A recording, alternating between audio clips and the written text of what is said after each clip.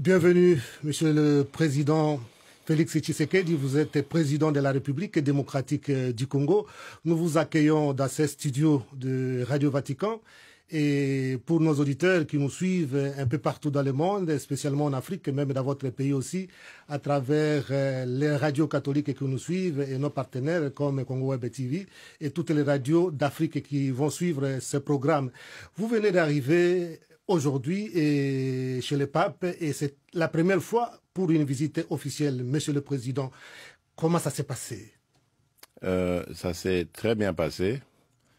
J'ai rencontré une éminente personnalité qui en plus a une parfaite connaissance de notre pays, des souffrances de notre peuple et des besoins de notre pays.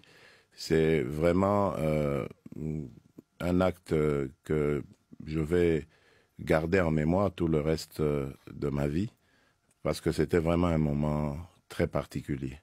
Un moment très particulier. Il y a eu aussi aujourd'hui la ratification de l'accord cadre qui a été signé en mai 2016. Mais aujourd'hui, en votre présence, cet accord a été finalement ratifié. C'est ça. Quelles sont vos impressions? Bien, cet acte est justement une façon de sceller un rapprochement entre l'Église catholique et l'État. Pour moi, c'est aussi symbolique de ce que le rôle de l'Église catholique doit être en République démocratique du Congo. Vous savez que depuis des années, l'Église catholique a joué un rôle prépondérant dans la vie politique, dans la vie sociale aussi, culturelle et autres. Et je pense que en signant cette ratification, cet accord cadre, je pense que c'est symbolique de ce que désormais seront les relations entre l'Église catholique et l'État congolais. Quand vous êtes passé ici au mois d'octobre, Monsieur le Président, pour assister au cardinalat de l'archevêque de Kinshasa, Fridolin Ambongo, vous aviez dit qu'on rencontrera rapidement le président. Vous l'avez invité pour visiter votre pays, la République démocratique du Congo. Vous avez encore réitéré cette demande cette fois-ci? Le pape, vous voulez dire? Le pape, oui. Oui, absolument, oui. Cette fois, je l'ai fait de manière officielle, étant donné le caractère officiel de la rencontre. Et j'ai promis même de faire suivre une invitation écrite et officielle. Et j'ai vu sur le visage de sa sainteté, le pape François, une joie immense. Et il a dit, il a exprimé aussi la joie qui sera la sienne de venir en République démocratique du Congo. Et j'ai souhaité que ce soit en 2021, année où, si tout va bien, j'exercerai la présidence de l'Union africaine. Et donc, à ce moment-là, ce serait une grande année pour la République démocratique du Congo de recevoir le Saint-Père. Il y a, dans notre dernière interview, vous aviez dit que vous préférez qu'on vous appelle Fachi. Et maintenant, on a ajouté Fachi Béton. Il y a un sens à cela, Monsieur le Président? Bon, je ne sais pas, il faut demander à ceux qui m'ont affublé de ce sobriquet. Je crois que c'était en rapport avec les travaux du programme d'urgence des 100 jours, suivant mon arrivée à la tête du pays.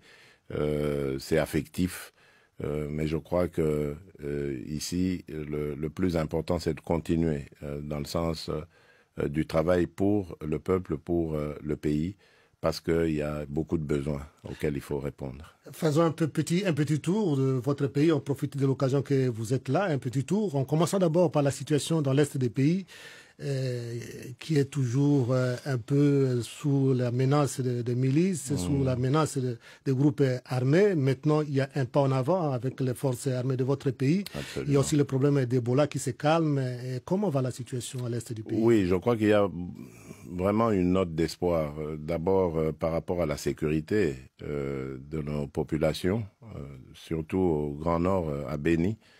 où nous avions été envahis par un groupe armé qui a en plus fait allégeance à l'État islamique, à Daesh, le groupe des ADF-MTM, que nous avons combattu de la manière la plus dure qui soit, et ce n'est pas terminé.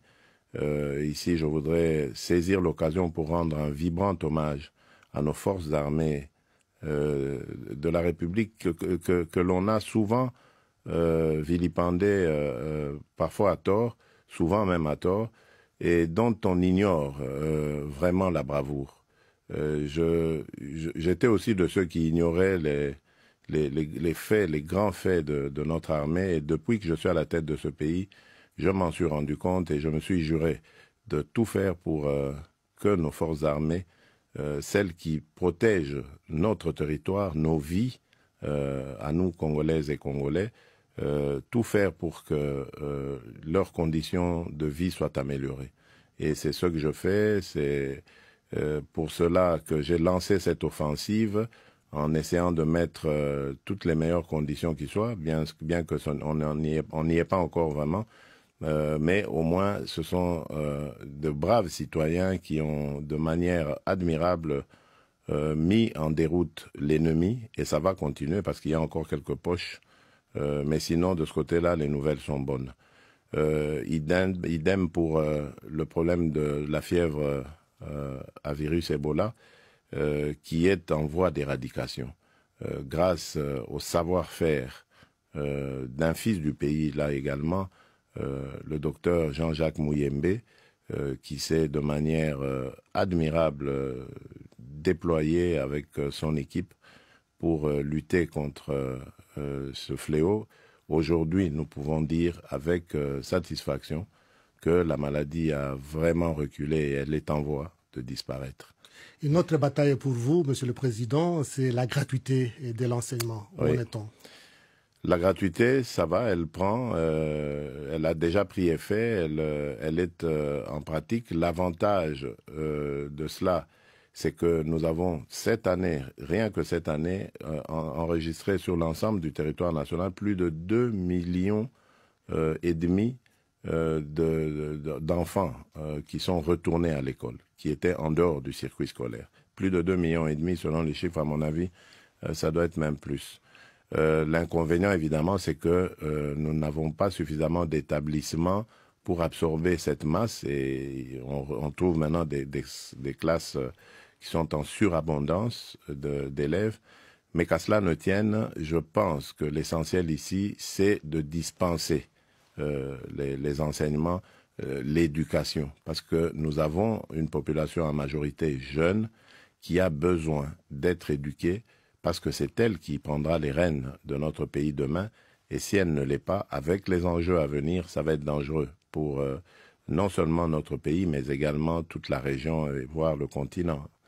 Et donc, pour nous, c'est une priorité des priorités. L'enseignement gratuit, ça, nous allons continuer. Nous avons des difficultés, mais l'espoir ici, c'est que c'est un message qui a été entendu, surtout dans les institutions financières internationales, et lesquelles d'ailleurs se sont promises de nous accompagner dans ces efforts.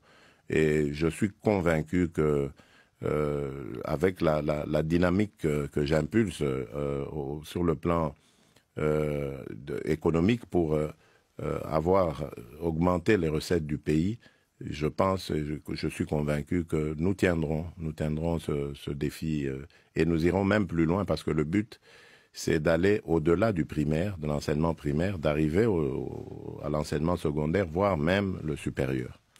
Avec les changements que vous apportez dans votre pays, et les gens se demandent aussi à quand la fin de Go passe et à quoi sert cet argent. Oui, c'est une très bonne question. Nous sommes en train de faire une analyse de tout ça. Attention, le Go pass n'est pas foncièrement mauvais dans le sens où c'est une taxe comme partout au monde, on trouve des taxes d'aéroport. Maintenant, le but, c'est de savoir ce qu'on en fait. Et donc, je profite peut-être de cette occasion pour dire que ce sera le cas pour tous les secteurs de la vie publique. Il y aura des audits qui seront très bientôt lancée, diligentée, pour faire un état des lieux de la situation afin de connaître nos capacités à mobiliser les ressources et à faire face à la lutte, à faire face plutôt à ce fléau, la corruption, qui a gangréné notre administration et notre économie. Donc il y aura des audits très prochainement qui vont déterminer notre nouvelle façon de gérer la République. Les gens vous reconnaissent, les gens reconnaissent votre sincérité quand vous parlez et votre ouverture aussi. Et on voudrait aussi savoir les dossiers de 15 millions. Ben, le dossier de 15 millions, c'est bien de poser cette question. Il se trouve pour le moment entre les mains de la justice. Donc je ne peux pas commenter les affaires de justice. Tout ce que je peux dire, c'est que j'ai tenu à ce que il n'y ait de pression sur personne, que le travail des inspecteurs de finances soit effectué. Et cela s'est passé comme je le voulais. Et aujourd'hui, le dossier est à la justice, ce n'est plus mon affaire. Et vous parlez souvent des problèmes de mentalité, des changements de mentalité, oui. Et ça c'est positif. Et c'est une tâche difficile. Votre prédécesseur avait parlé de chercher, je crois, si je ne me trompe pas, 15 collaborateurs qui peuvent l'aider dans son travail. Vous avez trouvé un peu plus, au moins? Bon, ça c'est... Je ne vais pas le dire pour que mes collaborateurs le sachent, c'est mon secret, on va dire. Mais je crois qu'effectivement, le grand défi, mon prédécesseur avait raison en tout cas, c'est d'être bien entouré. Le grand défi d'un dirigeant, d'un leader politique, c'est d'avoir une équipe qui peut l'accompagner dans la réalisation de ses objectifs. Et ça, c'est un combat de tous les jours. Parce que, vous savez, là où il y a les hommes et les femmes, il ne manque pas de problèmes. Donc, il faut gérer ces problèmes, mettre tout le monde en ordre de bataille, élaguer tout ce qui est futilité et se concentrer sur ces efforts. C'est pas évident. C'est un combat de tous les jours parce que nous venons de divers horizons avec nos éducations, nos formations, etc. Et cela... est une autre façon de gérer la République. Oui. C'est très difficile, en effet.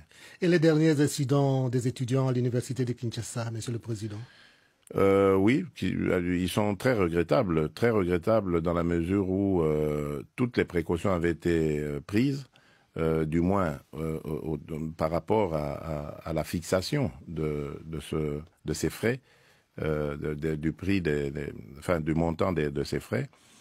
Et c'est regrettable de voir que, alors qu'on avait favorisé la discussion, on avait, pour la première fois dans l'histoire de notre pays, mis ensemble toutes les parties, donc les enseignants, les étudiants et tout ce qui tourne autour, les représentants du ministère de l'enseignement supérieur, tout ça avait été fait pour éviter la catastrophe, mais elle est quand même arrivée. C'est l'œuvre, à mon avis, de certains jeunes qui sont d'ailleurs même en dehors du parcours universitaire, pour la plupart, et qui ont voulu, qui ont sûrement été manipulés et voulu donner une connotation politique à cette affaire, alors qui n'en est pas une en fait. Et ça, c'est vraiment regrettable parce qu'il y a eu mort d'homme. Un policier est décédé. C'est déplorable parce que ça vient quand même des étudiants. Les étudiants, c'est la crème. C'est, comme je disais tout à l'heure, les futurs cadres de la République demain. Et c'est un très mauvais message. Mais qu'à cela ne tienne, nous avons pris maintenant toutes les dispositions. Le ministre de l'Enseignement supérieur et universitaire a réuni encore toutes les parties en présence et a chargé les professeurs et les cadres de l'université de décider très prochainement de la reprise des cours. Alors, nous avons profité de l'occasion pour lancer des travaux de restauration des homes parce qu'ils étaient dans un piteux état. Les étudiants vivaient vraiment dans des conditions infrahumaines et puis il y avait tout et n'importe quoi dans ces homes. On trouvait même des gens qui n'étudiaient plus depuis longtemps, des anciens étudiants qui avaient déjà fini leurs études, reçu leur diplôme, mais qui habitaient là-bas, et ainsi de suite. Donc, nous allons profiter de cette occasion pour remettre de l'ordre là-dedans. Quant aux étudiants qui vont, surtout, on doit faire face à ces étudiants qui sont venus de l'intérieur du pays et qui n'ont pas de famille, pour la plupart, à Kinshasa. Et donc, on va les recenser pour voir comment est-ce que, dans un premier temps, on peut assurer leur logement et le transport de tous ceux qui vivaient dans les homes et qui sont obligés maintenant de faire des navettes. Nous pensons à mettre des bus sur des endroits stratégiques de la ville et ces bus vont effectuer des navettes le matin pour amener les étudiants à leurs cours et le soir pour les ramener à la maison. Donc ça se fera en deux temps. C'est à cela que nous attelons au niveau du gouvernement et nous espérons ne plus jamais connaître ce genre d'incident. Ouais. Monsieur le Président, comment va la coalition Cash-FCC? Ça va, on va dire dans l'ensemble, avec des hauts et des bas. Vous savez, il y a eu de part et d'autre, comme ça, des envolées oratoires qui ont un peu mis le feu des fois. Mais je pense que c'est inhérent à une expérience aussi nouvelle, aussi inédite qu'est la nôtre. Nous n'étions pas du tout préparés à vivre cela. La coalition. Pas du tout. C'est vraiment un accident de l'histoire. Même si en politique avertie, nous aurions pu prévoir le coup, parce que moi je me rappelle qu'il y a 10 ans, j'avais fait une interview à Kinshasa où je parlais de ça, que c'était possible un jour que les Congolais décident d'envoyer un opposant à la présidence et de maintenir l'Assemblée aux mains de ceux qui étaient au pouvoir à ce moment-là. Donc c'est possible, on peut l'évoquer, mais quand ça arrive, on est quand même surpris. Donc c'est une nouvelle expérience dans la vie politique de notre pays et nous sommes en train de la vivre avec évidemment ses hauts et ses bas. Donc ça, l'essentiel, c'est de ne pas perdre l'objectif premier qui est le service à notre peuple et d'assurer la paix, la sécurité sur l'ensemble du territoire et de tous les jours se battre pour l'amélioration de la qualité de vie de nos concitoyens. Moi, c'est ça qui m'importe le plus et je ne vois personne, que ce soit au sein de la coalition ou ailleurs, m'empêcher de remplir cette mission. De servir votre peuple. Et s'il fallait, c'est une question qui me vient comme ça, Monsieur le Président, s'il fallait choisir entre la coalition et le peuple d'abord? Ah, le peuple d'abord, forcément, toujours. Ça, c'est pour ça que je suis là, c'est pour ça que j'existe, c'est pour ça que je suis en politique. C'est pour servir mon peuple, servir mon pays, faire de ce pays le leader qu'il mérite d'être. La République démocratique du Congo, moi je suis convaincu, est un pays béni, qui a un grand peuple et ce peuple mérite un meilleur sort que celui qu'il vit en ce moment. Et je crois qu'aujourd'hui nous sommes tous d'accord qu'il faut faire quelque chose pour ce peuple et nous y travaillons. Le 30 juin de cette année, votre pays, la République démocratique du Congo, va accomplir 60 ans d'indépendance. Oui. Quel Congo arrive à 60 ans d'indépendance et que comptez-vous faire, Monsieur le Président? Bon, évidemment, les préparatifs, les réflexions ont déjà commencé. Il faut très bientôt, on va installer le comité organisateur des festivités.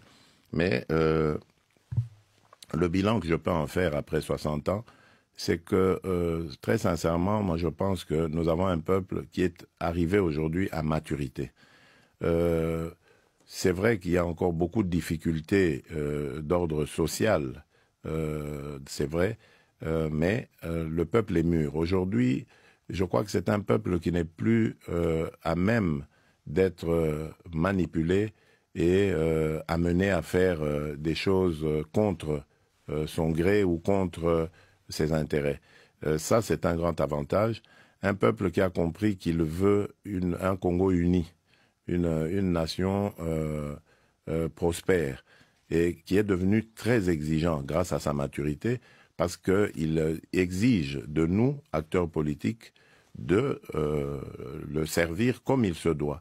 Et je crois que en allant dans ce sens, de favoriser l'instauration d'un État de droit, en favorisant davantage l'expression des libertés et des droits de notre peuple, je pense que nous arrivons très vite à un niveau que beaucoup nous envieront, parce que le peuple congolais, comme je l'ai dit, est un peuple leader et qui a eu beaucoup de difficultés ces derniers temps avec les guerres et tous les systèmes politiques qu'il y a eu, mais qui aspire à vivre en paix et en bonne entente, en tout cas avec tous ses voisins. Vous êtes un homme de paix. Est-ce qu'un jour vous comptez rencontrer l'opposition pour parler, pour dialoguer? Mais je rencontre déjà l'opposition. Hein. Il y en a qui m'envoient des messagers, il y en a que je rencontre aussi, que je reçois. Je ne sais pas s'il faut le faire de manière symbolique, mais pour quelle raison?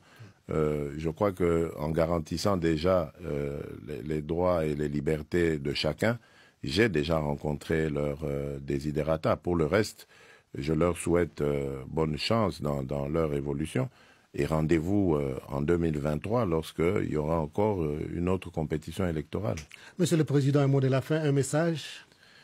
Le message, ça ne peut être qu'un message de paix, parce que je me trouve ici au Vatican, qui est l'antre même de la paix dans le monde. Et donc, mon message, c'est celui d'espoir d'arriver à la violence zéro en République démocratique du Congo. Nous sommes sur la bonne voie et nous n'allons pas du tout nous décourager. Je ne me reposerai que le jour où j'aurai atteint le degré zéro de violence en République démocratique du Congo. Monsieur le Président, c'était un honneur pour nous de vous recevoir ici. Et il ne vous reste plus qu'à vous remercier. Si vous pouvez juste dire un petit mot, envoyer une salutation à votre peuple qui nous suit à travers Radio Vatican en une langue locale, et on aura fini. Oui, bana mboka, bana Congo, nazane sengo, yakoyebi sabino que mokonzi wa Vatican, Papa wa Roma, auti koyamba ngai, ayambinga ne sengo, alakisi nga te ayebi makambo nyonso, makambo manso ezali koleka na Congo, ayebi bapasi na biso, ayebi minyoko na biso, pe atondi bino botondi pona maemanso bozali kotombela ye, pe alaki biso aya kotala biso na 2021 na Congo. E tikali kaka nde na komela ye mokanda, bongo sima akoka koya kotala biso. Mbote napesi bino na bonne année lisusu pona baoyo bazwaki nanu baveu na nga te. Merci. Merci, Monsieur le Président. Merci, Père.